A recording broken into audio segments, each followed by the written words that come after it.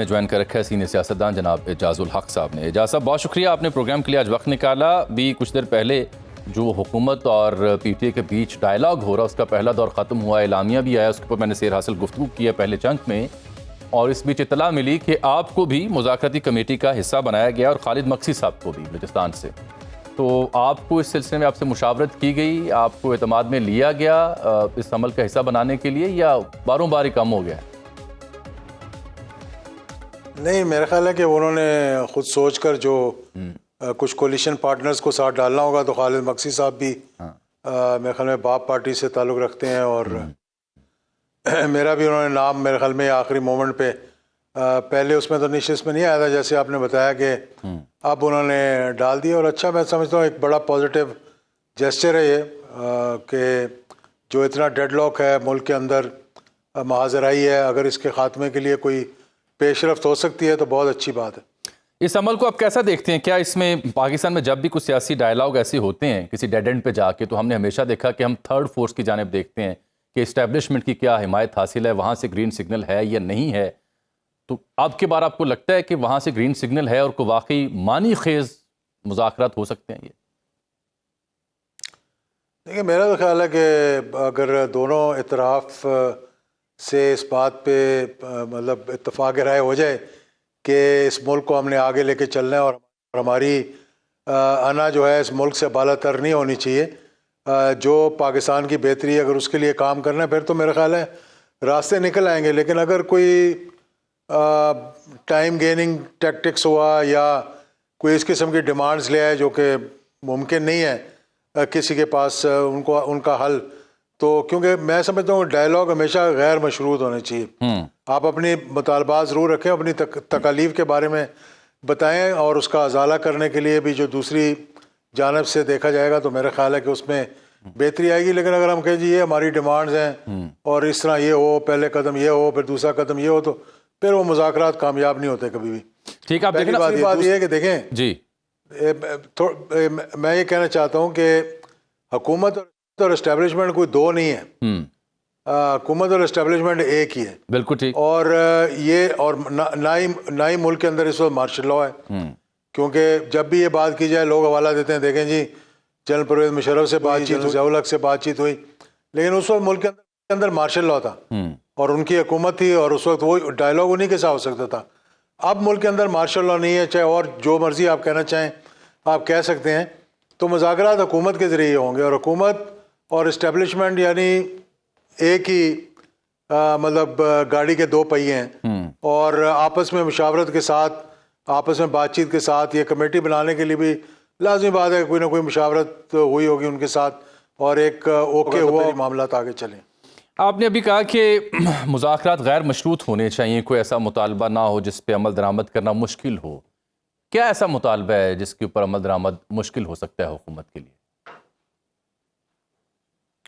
मुझे तो ऐसी कोई चीज़ नज़र नहीं आती, लेकिन मैं ये कह रहा हूँ कि जिस तरह पहले कहा गया था ना कि पहले ये कमीशन बनाएं, फिर वो कमीशन बनाएं, फिर अपना सबको रहा करें। देखें, मुज़ाकरात के ज़रिए ही जो असीरान है उनकी रिहाई का भी मुमकिन बन सकता है। मुज़ाकरात के ज़रिए ही अगर कोई कमीशन बनाना है 26 तारीख की जो धरना था, तो वो और 9 मई दोनों में अगर कोई चीज़ आगे लेकर चलनी है और कोई कमीशन बनाना है, तो 9 मई की तो अब सज़ाएँ वगैरह भी हो गई हैं, आपने देखा कि वो उनकी भी अनाउंसमेंट हो गई है।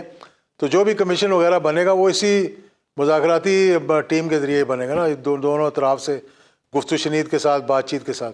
बिल्कुल, इन्होंने ये दो निकात रखे हुए हैं, असीरान की रिहाई है और साथ कमीशन इन दो मामलात के ऊपर। लेकिन पीटीआई के लोग ये समझते हैं कि असीरान की रिहाई में नंबर 1 इमरान खान का नाम होगा। तो क्या इमरान खान की रिहाई या उनको जेल से बाहर निकालना हुकूमत को वारे खाता है?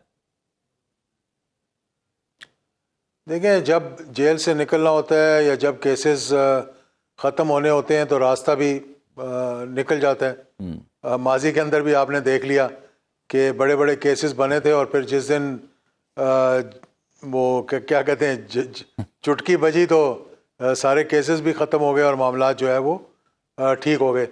तो कोर्ट्स के ज़रिए अगर जाएं, मेरा ख्याल है तो वो बेहतर है। मेरा नहीं ख्याल कि मुज़ाकराती टीम या हुकूमत के पास ये इख्तियार है कि वो केसेस, क्यों हुकूमत ने तो केसेस नहीं किए हुए कि हुकूमत कहे जी ये केसेस वापस हम लेते हैं, तो कोई ना कोई रास्ता देखें, इंशाल्लाह बेहतरी का निकलेगा बीच में से।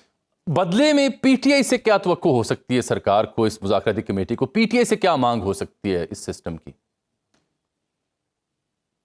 देखिए, पीटीआई से तो सिस्टम की भी मांग है, मेरे ख्याल में मुल्क की बेहतरी के लिए भी है, और ये जो महाजराई है मेरा ख्याल है इसका रुख किबला टोटली एक तब्दील कर दिया गया है। पहली दफ़ा जो है वो पाकिस्तान की तारीख में, सियासी तारीख में, जो मैं 35 साल 36 साल का जो भी मेरा एक्सपीरियंस आप ले लें, कि कभी भी ऐसा नहीं हुआ था कि इस्टेब्लिशमेंट के साथ कोई इतनी डायरेक्ट महाजराई हुई हो कि आप एक माइंडसेट जो है वो बिल्कुल आवाम का चेंज करने की कोशिश करें, अपने पॉलिटिकल वर्कर्स का चेंज करने की कोशिश करें।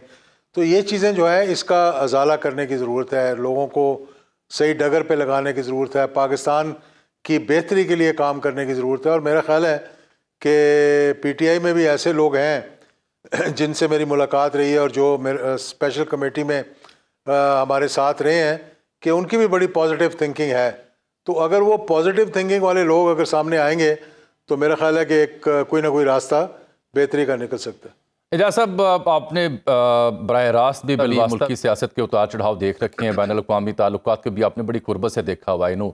ये जो अभी रिचर्ड ग्रेनल से कहानी शुरू हुई है खान साहब के हक में लिए, फिर यूरोपीय यूनियन की प्रेस रिलीज भी आई है जीएसपी स्टेटस के ऊपर, पाकिस्तान में इंसानी हकूक़ के ऊपर, और आज जेरेमी कार्बन ने भी एक ट्वीट किया हुआ है। ये जो बदलता बैनुल अक़वामी मंजरनामा है या वहाँ से उठती आवाज़ें हैं, कहीं ये उनका दबाव तो नहीं है कि अब बिलाखिर हुकूमत मजबूर हुई बातचीत करने के लिए, और ये दबाव किस हद तक यानी वाकई दबाव कहलाया जा सकता है? देखिए, ज़ल्मे खलीलज़ाद का भी आज आया ट्वीट, पता नहीं आपने वो देखा कि नहीं जी। उसको पहले भी उसने इसको खुशाइंद कहा है कि ये कमेटी बनने को खुशाइंद कहा है उसने। देखिए, बाहर से दबाव तो इस तरह का नहीं आ सकता कि आप यूं करें या आप यूं करें। बाहर से दबाव इस किस्म का आ सकता है कि आप बातचीत करें, और या फिर बाहर से दबाव ये आ सकता है कि जी इसके अंदर कोई हम वो कहते हैं न्यूट्रल अंपायर का किरदार अदा करते हैं, इस तरह माजी में सऊदी अरेबिया ने किरदार अदा किया या कतर ने किरदार अदा किया, उस किस्म का किरदार तो हो सकता है। लेकिन यहाँ पे कोई मुल्कों के दरमियान ऐसे कोई डिक्टेशन नहीं चल सकती कि आप कहें ये ऐसे कर दो या ऐसे कर दो। वो मेरा ख्याल है कि नामुमकिन सी चीज़ है वो। तो क्या अभी भी सऊदी और कतर वाला किरदार उसकी कोई इम्कानात हैं, क्योंकि वहाँ से मदारान अब आवाज़ें उठा रहे हैं? देखिए, मैं आपको बड़ी एक सिंपल सा फॉर्मूला बताता हूँ जो मैं मतलब जो मैंने देखा हुआ है कि 1999 में जब मार्शल लॉ लगा परवेज़ मुशर्रफ साहब का, तो एक डायरेक्ट कन्फ्रंटेशन थी उनके और उस वक्त के प्राइम मिनिस्टर मियां नवाज शरीफ के दरमियान, ठीक है ना।